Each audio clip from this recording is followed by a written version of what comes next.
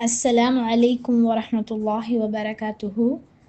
إن الحمد لله نحمده ونستعينه ونستغفره ونؤمن به ونتوكل عليه ونعوذ بالله من شرور أنفسنا ومن سيئات أعمالنا. من يهدي الله فلا مضل له ومن يضلل فلا هادي له ونشهد أن لا إله إلا الله ونشهد أن محمدا عبده ورسوله أما بعد. فقد قال الله تعالى في القرآن العظيم والفرقان المجيد. فأعوذ بالله من الشيطان الرجيم. بسم الله الرحمن الرحيم. ஐலன் ரப்பி ஸ்ரஹ்லி ஸ்வதுரி வயஸ்ஸர்லி அம்ரி வஹ்லுல் உக்ததம் மின் லிசானி யஃப்கஹு கௌலி. ஐலன் ரப்பி ஜித்னி இல்மா. கண்ணியமிக்க அல்லாஹ்வின் நல்லடியார்களே, நான் இன்னைக்கு முன்னாடி எதை பற்றி பேச போகிறேன் அப்படின்னா, உறவுகளை பேணுவோம். இதை குறைவின்றி நிறைவு செய்ய வல்ல ரஹ்மான் போதுமானவன். அல்ஹம்துலில்லாஹ். நம்மளுடைய இரத்த பந்த உறவுகளுக்கிடையே நாம் பேண வேண்டிய உறவு முறைகள், அது ரொம்ப முக்கியமான அம்சம் வாழ்க்கையில். நாம் நம்மளுடைய நம்ம கூட பிறந்திருக்கிறவங்க இல்லைன்னா நம்மளுடைய உறவுகளாக இருக்கிற யாரையுமே நாம் நம்மளுடைய இரத்த பந்தங்களாக தேர்ந்தெடுக்கலை. திருமணம் சார்ந்த உறவுகளை வேண்டுமானாலும் நம்ம தேர்ந்தெடுக்கலாம், நண்பர்களை தேர்ந்தெடுக்கலாம். ஆனால் இரத்த பந்தம் அப்படிங்கிறது நாம் தேர்ந்தெடுக்கிறது இல்லை, அல்லாஹ்வாக தேர்ந்தெடுக்கிறது, இறைவனுடைய விருப்பம் அது. அதனால தான் அல்லாஹ் நமக்கு அதை எப்படி கற்றுத்தரான் அப்படின்னா, நான் தேர்ந்தெடுத்து வச்சிருந்த இந்த உறவுகளை நீங்கள் முறிச்சிடாதீங்க, அதை நீங்கள் பலப்படுத்துங்க, உறுதிப்படுத்துங்க. அதன் மூலமாக நமக்கு இந்த உலக வாழ்க்கையில் சந்தோஷம் கிடைக்கும். அப்போது அதை பலப்படுத்துவதற்கு என்னெல்லாம் வழிமுறைகள் இருக்குது, அதனால் கிடைக்கக்கூடிய நன்மைகள் என்ன, அதனால் ஏற்படக்கூடிய சிக்கல்களெல்லாம் எப்படி தவிர்த்துக்கலாம் அப்படிங்கிற சம்பந்தமாகவும் மார்க்க நமக்கு நிறைய அறிவுரைகளையும் வழிமுறைகளையும் சொல்லி தந்திருக்கு. அது எல்லாத்தையும் நம்ம தெரிஞ்சு வச்சுக்கொள்ளணும், பிறருக்கும் எடுத்து சொல்கிறவங்களாக இருக்கணும், நம்மளுடைய வாழ்க்கையிலையும் நம்ம கடைபிடிக்கிறவங்களாக இருக்கணும். இந்த உறவுகள் பேணுதல் சம்பந்தமாக ரசூல்லா ஒரு செய்தி சொல்கிறாங்க. அந்த செய்தியினுடைய அவசியத்தை நம்ம புரிஞ்சுக்கிட்டாலே அவங்க சொல்லக்கூடிய அந்த ஒரு செய்தியே போதுமானதாக இருக்கும். அப்படி என்ன ரசூல்லா சொல்கிறாங்க அப்படின்னா, மன் கான யுமினு பில்லாஹி, யார் அல்லாஹ்வையும் வல் யௌமில் ஆஹிர், இறுதி நாளையும் நம்புகிறாரோ அவர் ஃபல் யசில் ரஹிமஹு, தன்னுடைய உறவுகளோடு சேர்ந்து இருக்கட்டும் அப்படின்னு சொல்கிறாங்க. என்ன சொல்கிறாங்க? யார் அல்லாஹ்வையும் இறுதி நாளையும் நம்புகிறாங்களோ அவங்க தங்களுடைய உறவுகளோடு சேர்ந்து இருக்கட்டும் அப்படின்னு சொல்கிறாங்க. அல்லாஹ்வையும் இறுதி நாளையும் நம்புறது அப்படின்னா அது இஸ்லாத்தின் அடிப்படை நம்பிக்கையில் இருக்குது. அல்லாஹ்வின் மீது நம்பிக்கை இல்லை அப்படின்னா அது இஸ்லாம் இல்லை, ஈமான் இல்லை, அவங்க இந்த வட்டத்துக்குள்ளே இருக்க மாட்டாங்க. அப்போது இஸ்லாத்தின் அடிப்படை என்னன்னு பார்த்தா அல்லாஹ்வுடைய நம்பிக்கை, மரணத்துக்கு பின்னாடி வாழ்க்கை இருக்குது அப்படிங்கிற அந்த நம்பிக்கை, இறுதி நாளுடைய நம்பிக்கை. அது நம்பினாதான் ஒருவர் முஸ்லீமாக இருக்க முடியும். அந்த நம்பிக்கைகளில் சொல்லிட்டு அந்த நம்பிக்கை உங்களுக்கு இருக்கிறது உண்மைன்னு சொன்னால், உறுதின்னு சொன்னால், அப்போ நீங்கள் எப்படி நடந்துக்கிடணும்? ஃபல் யசில் ரஹிமஹு, அது மாதிரி ஆட்கள் தங்களுடைய உறவுகளோடு சேர்ந்து இருக்கட்டும் அப்படின்னு சொல்கிறான். ஏன்னா உறவுகளோடு சேர்ந்திருப்பது அல்லாஹுடைய மார்க்கத்தில் இருக்குது. எந்த அளவுக்கு மார்க்கம் நமக்கு வலியுறுத்துது அப்படின்னா, நம்மளுடைய மார்க்கத்தோட, இஸ்லாத்தோட, ஈமானோட, இறை நம்பிக்கையோட ஒப்பிட்டு சொல்லப்படுது. அப்போது இரத்த பந்தம் அப்படிங்கிறது அல்லாஹ்வால உருவாக்கப்பட்டது அப்படின்னு நம்ம புரிஞ்சுக்கணும். அதனால நாம் கூடுதல் முக்கியத்துவத்தை கொடுக்கணும். இது நம்ம உருவாக்குனது இல்லை, இறைவனால் உருவாக்கப்பட்டு நமக்கு அவன் தந்திருக்கிறான் அப்படிங்கிற புரிதல் நமக்குள்ளே வந்தாலே நம்ம கூடுதல் கவனத்தோடு இருப்பதற்கு முயற்சி செஞ்சிடலாம். அது மட்டும் இல்லாமல் நாம் இந்த உறவுகளை பேணி பாதுகாத்து அதில் ஏற்படக்கூடிய சிக்கல்களை, சின்ன சின்ன மனஸ்தாபங்கள் எல்லாம் அலட்சியப்படுத்திட்டு அவங்களோட நெருங்கி வாழ ட்ரை பண்ணோம் அப்படின்னா அதனால நமக்கு இந்த உலகத்தில் நிறைய நன்மைகள் கிடைக்குது அப்படின்னு நபி ஸல்லல்லாஹு அலைஹி வஸல்லம் அவங்க சொல்கிறாங்க. என்ன சொல்கிறாங்க அப்படின்னா, மன் சர்ரஹு அய்யுப்ஸத லஹு ஃபி ரிஸ்கிஹி, யாருக்கு செல்வம் விசாலமாக வழங்கப்பட வேண்டும் என்று ஆசைப்படுகிறாரோ, அவ் யுன்ஸஅ லஹு ஃபி அஸரிஹி, ஆயுள் காலம் நீளமாக நீடிக்க வேண்டும் அப்படின்னு ஆசைப்படுறாங்களோ, அந்த ரெண்டுமே உங்களுக்கு சந்தோஷத்தை தருதா, நீங்கள் எப்படி இருங்க, ஃபல் யசில் ரஹிமஹு, உங்களுடைய உறவுகளோட சேர்ந்துருங்க அப்படின்னு சொல்கிறாங்க. யாருக்கு தான் இந்த ஆசை இல்லாமல் இருக்கும்? எல்லாருக்குமே நம்ம நிறைய சொத்து சேர்க்கணும், செல்வம் வரணும் அப்படிங்கிற ஆசை இல்லாத மனிதன் இருக்கவே முடியாது. ஆசை எல்லாருக்குமே இருக்கும். அதுக்காக தான் நிறைய மனிதர்லாம் போராடுறாங்க. தங்களுடைய வாழ்நாள்ல அதிகமான நேரத்தை எதுக்காக செலவிடுறாங்க அப்படின்னா, பொருளாதார செல்வத்தை திரட்டுவதற்காக தான் அதிகமான நேரத்தை அவங்க தங்களுடைய தங்களுடைய வாழ்க்கையில செலவிடுறாங்க. மத்த விஷயத்துக்கு வேண்டுமானாலும் ஒரு 2-3% நேரத்தை ஒதுக்குறாங்களே தவிர, இந்த பொருள் தேடலுக்காண்டி ஒட்டுமொத்த வாழ்க்கை பகுதியுமே அவங்க செலவிடுறாங்க. அதை வச்சுதான் மனிதர்களை பல பேர் எடை போடுறாங்க. அப்படியெல்லாம் நினைக்க கூடாது. ஆனா உலகத்துல செல்வத்தை வச்சு எடை போடுறவங்களும் இருக்கதான் செய்யறாங்க. செல்வம் கூடுதலாக இருக்கு, குறைவா இருக்கு அப்படின்னு சொல்லி ஒருத்தவங்களுடைய நிலையை இந்த செல்வம் தான் தீர்மானிக்குது. பல நன்மைகள் செய்வதற்கு உதவியாகவும் இருக்கு. அப்போ இது உங்களுக்கு சந்தோஷத்தை தருதா? அடுத்ததான் என்னது? நீண்ட கால ஆயுள். யாருமே நம்ம பாதியிலே போயிடணும், நம்ம சீக்கிரம் இறந்துடணும், நம்ம ரொம்ப நாள் நம்ம வாழ வேணாம் அப்படின்னு யாருக்குமே அந்த ஆசை இருக்காது. எல்லாருமே நம்ம ரொம்ப நாள் வாழணும், நம்ம நிறைய நாள் இருக்கணும் அப்படின்னு சொல்லி எல்லாருமே ஆசைப்படுவாங்க. ஆனா எல்லா நம்ம ஒரு நெருக்கடியில மாட்டிக்கிட்டவங்க, துன்பத்திலேருந்து மீள முடியாதவங்களுக்கு வேண்டுமானாலும் நம்ம இந்த வாழ்க்கையை முறிச்சுக்கிடணும், நம்மளுக்கு இந்த வாழ்க்கை போதும், நம்ம இதுக்கு மேல வாழ வேணாம் அப்படின்னு அவங்களுக்கு அந்த மாதிரி தோணும். ஆனா அவங்களுக்குமே நம்மளுடைய மார்க்கத்துல வேற வேற செய்திகளை சொல்லுது. அவங்களுக்கு வேண்டுமானாலும் அந்த உணர்வு ஏற்படலாமே தவிர, உலகத்துல எல்லாருக்குமே நம்ம நல்லா வாழணும், நீண்ட காலத்துக்கு வாழணும் அப்படிங்கிற ஆசை எல்லாருக்குமே இருக்கும்.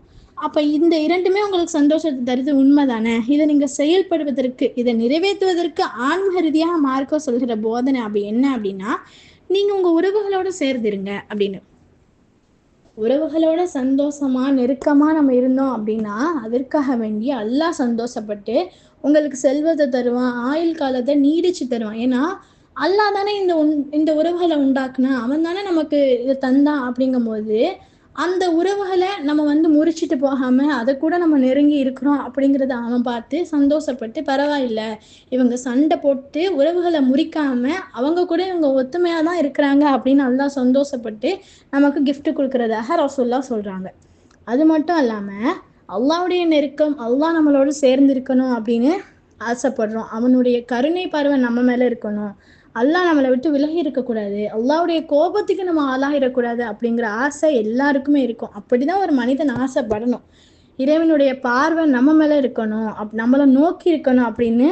அதுக்கு உங்களுக்கு வழி செய்து தருவது என்ன அப்படின்னு கேட்டா, உறவுகளை சேர்ந்து அனுசரிச்சு நெருக்கமாக வாழ்வது அப்படிங்கிறது அல்லாஹ்வுடைய நெருக்கத்தை நமக்கு பெற்று தரும் அப்படின்னு மார்க்கம் சொல்லுது. எப்படி சொல்லப்படுது அப்படின்னா, நபி ஸல்லல்லாஹு அலைஹி வஸல்லம் அவங்க சொல்றாங்க, ரஹீமு அல்லகத்தும் பில் அர்ஷ். நம்மளுடைய இரத்த பந்த உறவு அர்ஷில தொங்கப்பட்டு இருக்குது. அதை ஒரு உருவமாக சொல்றாங்க. நம்மளுடைய இரத்த பந்தம் அர்ஷில தொங்கி இருக்கு, அதை உருவமா சொல்லி அந்த உருவம் பேசுவதாக ரசூலுல்லாஹ் சொல்றாங்க. மன் வசலனி வசலஹுல்லா. யார் என்னை சேர்த்து கொள்கிறாரோ அவரை அல்லாஹ் சேர்த்து கொள்கிறான். ஒமன் கதானி வ கதஹுல்லா.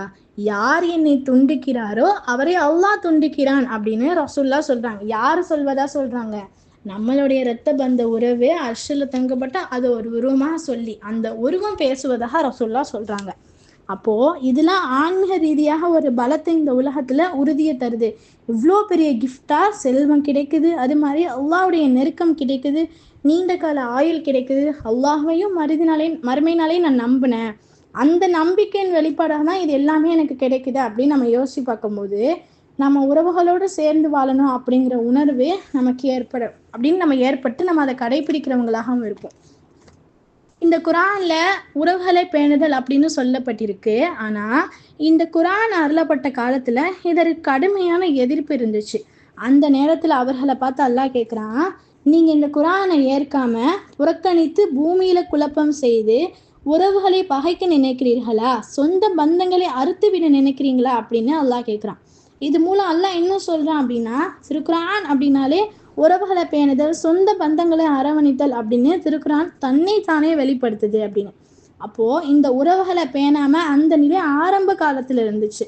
சொந்த பந்தங்களை ஆதரிக்காம, தாய் தந்தைய வழியை கவனிக்காம, பெற்றோர்களை பேணாம, அண்ணன் தம்பியை கவனிக்காம, தாய் வழி தந்தை வழி உறவுகளை ஆதரிக்காம உறவுகளை அறுத்தெறிஞ்சு கொண்டுட்டு இருந்தாங்க. அந்த நேரத்துலதான் அல்லாஹ் சொல்றான், இந்த குரானை புறக்கணித்தா என்ன விளைவு அப்படின்னு சொல்றான். அவங்க பூமியில குழப்பம் ஏற்படுத்துவாங்க, சொந்த பந்தங்களை பகைப்பாங்க, இப்படி செய்ய போறீங்களா அப்படின்னு கேட்டுட்டு அடுத்து அல்லாஹ் சொல்றான், உலாயிகல்லதீன லஅனஹுல்லாஹ். இவர்களை அல்லாஹ் சபித்து விட்டான். இவர்களை செவிடாக ஆக்கிவிட்டான், இவர்களின் பார்வைகளை குருடாக ஆக்கிவிட்டான் அப்படின்னு அல்லாஹ் சொல்றான். யாரை பார்த்து இப்படி எல்லாம் சொல்றான் அப்படின்னா, இந்த குரானை புறக்கணிக்கிறாங்க இல்லையா, அவங்களுக்கு என்னெல்லாம் விளைவு ஏற்படுது அப்படின்னு சொல்லி ஒண்ணா அல்லாஹ் சொல்றான்.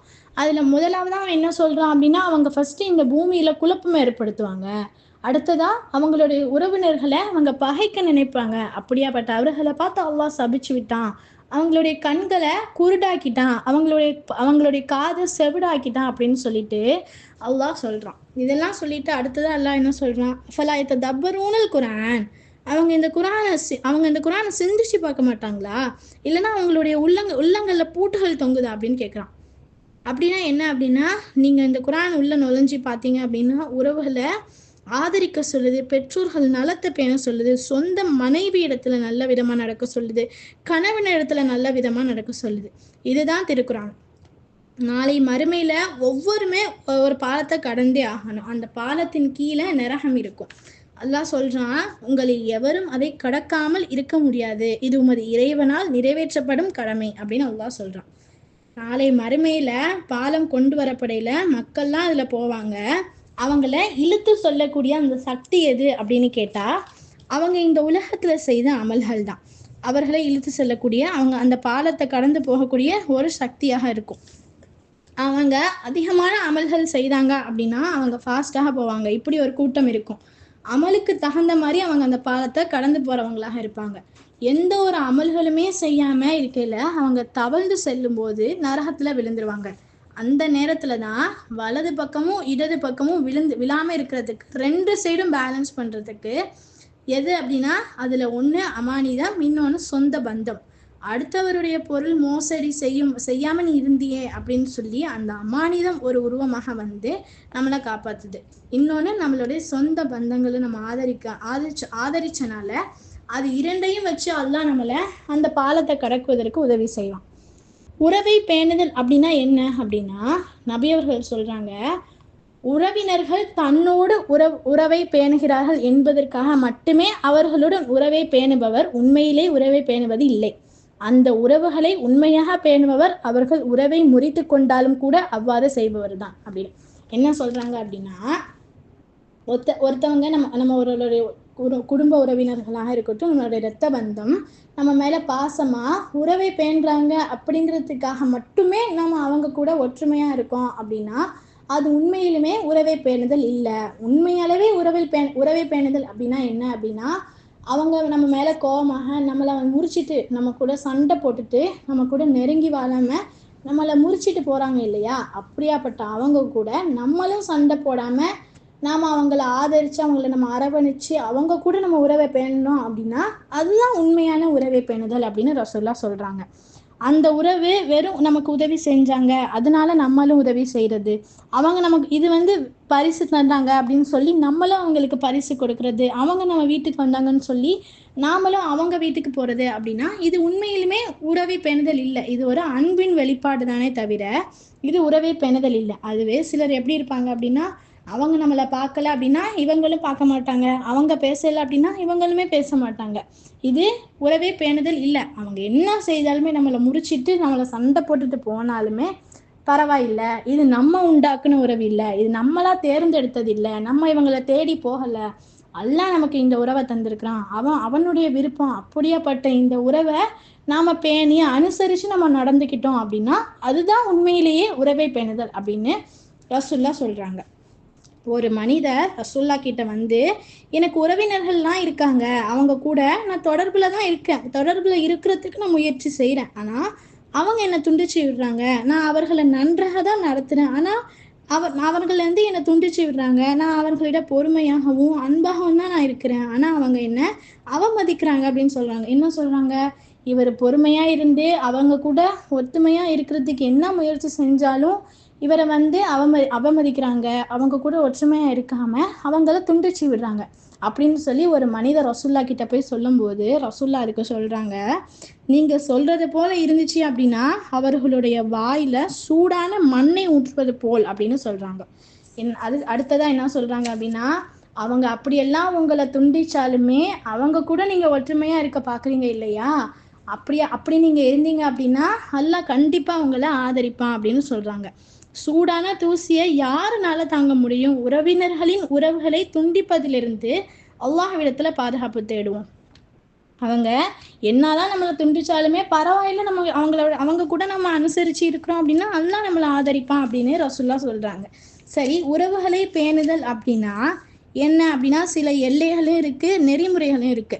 அது உறவுகளை பேணி வாழ வேணும் என்பதற்காக அல்லாவுக்கும் ரசூலுக்கும் எதிராக களத்துல நின்று பகைமை பாராட்டி சண்டை போடியவங்க கூட வந்தாங்க அப்படின்னா அவங்களோடையும் நம்ம உறவை பாராட்டி சந்தோஷமா இருக்கோமான்னு கேட்டா அந்த மாதிரி ஆட்களோட எல்லாம் நெருக்கமா இருக்கக்கூடாது. மார்க்க விஷயத்துல ஒருத்தர் தவறு செய்யலாம், தவறு செய்யறது அப்படிங்கிறது வேற. ஆனா மார்க்கம் அழிஞ்சே தீரணும் அப்படின்னு நினைக்கிறது வேற. அல்லாவுக்கும் ரசூலுக்கும் விரோதிகளாக, பகைவராக, மார்க்கத்தை தடுத்து நிறுத்தக்கூடியவர்களாக இருந்தாங்கன்னா தனியா பிரிச்சிடணும். அவங்க உறவுகளாகவே இருந்தாலும் அந்த உறவுகள் மீது நம்ம நேசத்தோட அன்பாக இருக்கணும் அப்படின்னு மார்க்கம் சொல்லலை. அப்படி இருக்காதீங்க அப்படின்னு தான் நம்மளுடைய மார்க்கம் சொல்லுது. ஏன்னா அல்லாஹ் சொல்லக்கூடிய அனைத்து கட்டளைகளுமே மனித குலத்திற்கு நன்மை தரக்கூடிய கட்டளைகள். அந்த கட்டளை அப்படியாப்பட்ட அந்த கட்டளைகளையே செய்ய விட மாட்டேன், செய்யக்கூடாது, அந்த எனக்கு பிடிக்கல, நான் இந்த மார்க்கம் அழிஞ்சே போகணும் அப்படின்னு ஒருத்தவங்க களத்துக்கு வராங்க அப்படின்னா நாங்க அந்த மனிதர்களை நேசிக்கக்கூடியவர்களாக இருக்கிறோம் அப்படின்னா நம்ம மார்க்கத்தில் நிலை நிறுத்துவோமா, இல்லாட்டி அவங்க கூட நம்ம ஒற்றுமையா இருப்போமா? இந்த ரெண்டுமே நமக்கு முரண்பாடாக தான் போயிடும். அப்போ அவங்க செய்யற தவறுக்கும் நாம துணை நின்றோம் அப்படின்னா இந்த மார்க்கம் அழிவதற்கு நம்மளே ஒரு காரணமாக போயிடுவோம். அப்போ நம்மளுடைய மார்க்கம் மேலோங்கணும், மனிதநேயம் மேலோங்கணும், இஸ்லாம் சொல்லக்கூடிய நல்ல கட்டளைகளை உண்டாக்கணும் அப்படின்னா அதை அழிக்க நினைக்கிறவங்களோட நம்ம உறவு பாராட்டக்கூடாது, விலகி இருக்கணும். அதுதான் மார்க்கம் சொல்லுது. எப்படி அப்படின்னா லா தஜிது கௌமன் யுமினு பில்லாஹி வல் யௌமில் ஆஹிர். நபியே, அல்லாஹ்வையும் மறுமை நாளையும் நம்புகிற மக்களை நீ காண மாட்டீர். அப்படின்னு எப்படி காண மாட்டீர்? யுவாதுன மன் ஹாதல்லாஹி ரசூலஹு, அல்லாஹுக்கும் ரசூலுக்கும் பகைவர்களாக இருக்கின்றாரே அவர்களின் நேசிக்க கூடியவர்களாக நீ காண மாட்டீர் அப்படின்னு அல்லாஹ் சொல்றான். யார சொல்றான்? ஒரு கூட்டம் அல்லாஹ்வையும் இந்த இறுதி நாளையும் நம்புது. அந்த கூட்டத்தை நீங்க இப்படி பார்க்க மாட்டீங்க. எப்படி பார்க்க மாட்டீங்க? அல்லாவுக்கும் ரசூலுக்கும் எதிராக இருக்கிறாங்க இல்லையா, அப்படியாப்பட்ட அவங்களை இவங்க நேசிக்க கூடியவர்களாக நீ பார்க்க மாட்டீர். ஏன்னா அவங்க அல்லாஹ்வையும் ரசூலையும் நம்பி இருக்கிறாங்க. ஆனா இவங்க அல்லாவுக்கும் ரசூலுக்கும் எதிராக இருக்கிறதுனால இப்படியாப்பட்ட மக்களோட அவங்க சேர்ந்து அனுசரிச்சு நெருக்கமாக அன்பாக இருக்க மாட்டாங்க அப்படின்னு அல்லாஹ் சொல்றான். அது யாராக வேணாலும் இருக்கட்டும் அப்படின்னு சொல்லி ஒரு பட்டியல் போடுறான். அது யாரெல்லாம் அப்படின்னா அவங்க இவர்களை பெற்றெடுத்த பெற்றோர்களாகவே இருந்தாலும் சரிதான். உறவுகள்லயே ரொம்ப பெரிய உறவு பெற்றோருங்கிற உறவு தான். அந்த உறவு இல்லாட்டி நம்ம இந்த உலகத்திற்கே வந்திருக்க முடியாது. அந்த ஒரு உறவாக இருந்தாலுமே சரிதான். அவர்களின் பிள்ளைகளாக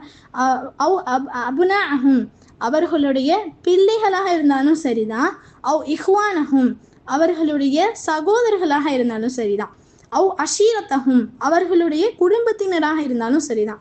இவ்வளோ நெருக்கமான உறவா இருந்தாலும் மார்க்கத்தின் எதிரிகளாக இருந்து மார்க்கத்தினுடைய எதிரிகளாக இருந்து நெருக்கமா இருக்கணும் அப்படின்னு மார்க்கம் சொல்லாது. ஆனா நாம் அதை கவனமா பிரிக்கணும். தப்பு செய்யற எல்லாரையும் அந்த லிஸ்ட்ல நம்ம சேர்க்கக்கூடாது.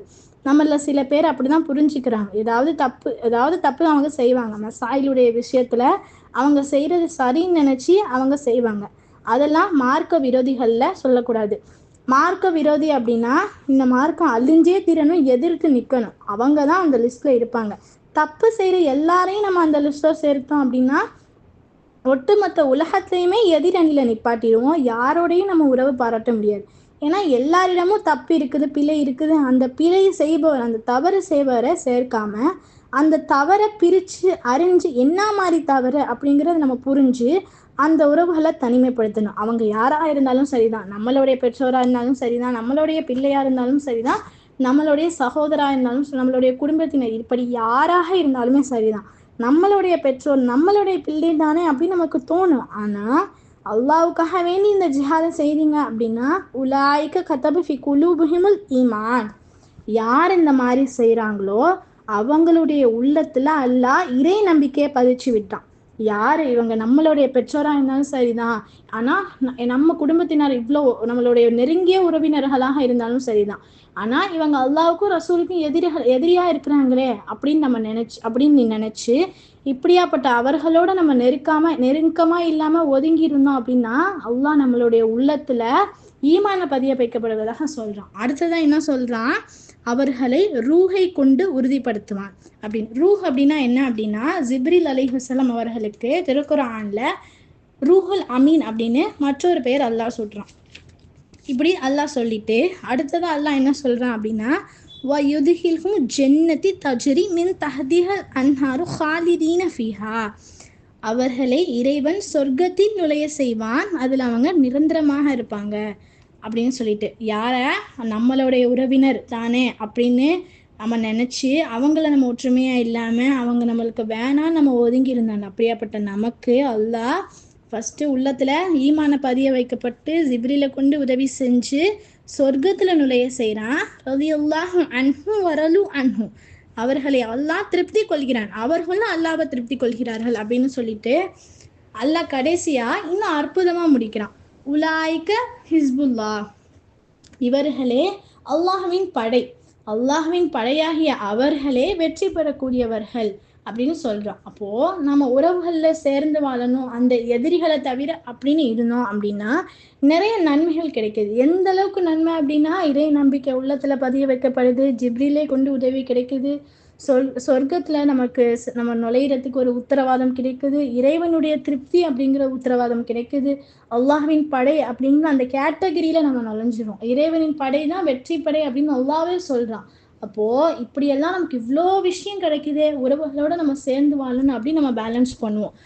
அதுவே சிலர் தவறு செய்தாலும் பரவாயில்லை, இது அல்லாஹ் உண்டாக்குன உறவுன்னு சொல்லி அவங்கள மன்னிச்சு நம்ம ஏற்றுக்கிட்டோம் அப்படின்னா அதற்காக வேண்டி அல்லாஹ் நமக்கு இவ்வளோ நன்மைகள் தரதாக சொல்கிறான். அப்படிங்கும் போது நம்ம கண்டிப்பாக நம்ம இந்த உறவுகளோடு நம்ம சேர்ந்து இருக்கணும் அப்படின்னு நமக்கு கண்டிப்பாக தோணும்.